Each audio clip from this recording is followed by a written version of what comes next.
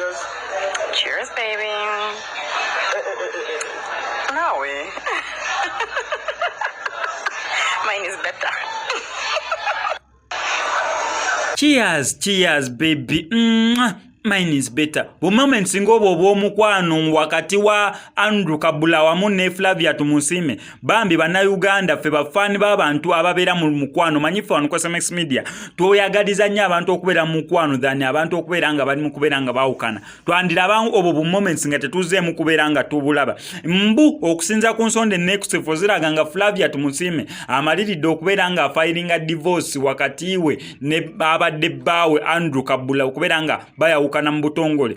Oluvannyuma lw'olunaku lw'eggulo screenshots ezaabaddemukko nga ziragamu n'ebifaananyi eby'obuseegu wamu n'obutambi eby'obuseegu ebigenda okubeera nga bifuluma. However, just baluddewo buli okubeera nga batta ebifaananyi ebyo. Omanyi ba SMX Media mu byagala nnyo. Naye nagambye olunaku olw'eggulo byonna we bagenda okubeera nga babiteera. Nze wano ku SMX Media ngenda beera nga mbikuwaako. Kyolina okukola kiri simple okubeera nga osubscribing hano. Tojja kubeera nga missing updates. So ebifaananyi omuntu yenna yafulumiza screenshots ezalaze munera Andrew Kabula abadde akola obwenzi wamu ne Masi tokatenga n'omukyala gwakola naye obwenzi naye already mukyala mufumbo kubanga kigambibwa mbu ono omukyala gwabadde akola naye obwenzi naye mufumbo eri pastor however much ono mwala akola mu embassy.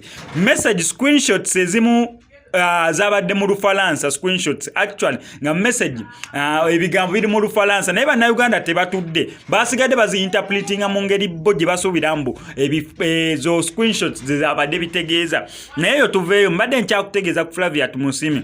Bantu bangi bavuddeyo okubeera bambi nga bamusongamu olunwe ate wanene obuzibu bwonna ebuvudde n'okulaba nga engambo zisanzwe okubeera nga zivaayo mbu bayinza okubeera nga Flavia Tumusiime agenda filinga divorce empapula za divorce balooya kubiyingira basobole okubeera nga baawukana mu butongole nga olabe mu katambi muneraba neeno embaga yaliwo ne bakkiriziganyizibwa mu maaso g'omutuukirivu ne bagamba mbu nyanze naawe paka nga okufa kwe kutwawudde naye okusinza ku ebyo ebyatuuseewo just problem yakubeera nga ebyo ebyatuuseewo byagenze ku social media platforms kubanga bambi bantu bangi bakola obwenzi naye ne batayawukana ne basigala nga bakyaliwo naye ogula okusinzira mu social media in-laws ne pressure abayimbi abamu bali mu kupostinga yaggulu nalabye Shiba Kalungi yapostinze bantu bangi bamu attackinze kubanga ye ate ekintu yalinga nga yakitunuze nnyo wa Flavia Tumusiime kwegamba abantu babuliddwako exactly side Shiba kiki yabadde ategeeza we batunde bamu attackinga naye okusinziramu n'ebintu binene byazze ku social media bantu bangi buli omu ayogera kiri kati naye afiiringa nga mboba waanaasigala noono omusajja okusigala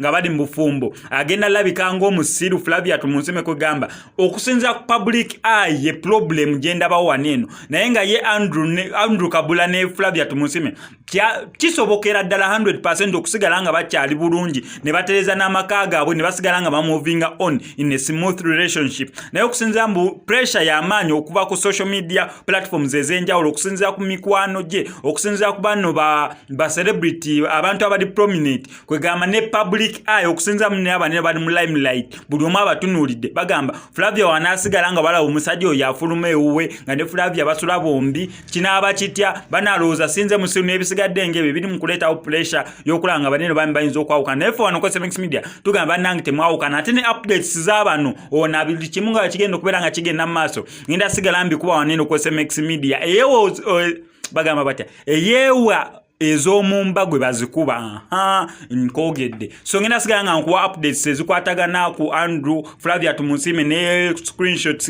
n'ebifaananyi ebisigadde ne video bunaaba bufulumye wano ku SMX Media ngenda sigala mbikuwaako amanya eddoboozi nsigadde nze mu SMX representing straight out SMX Media I sign out.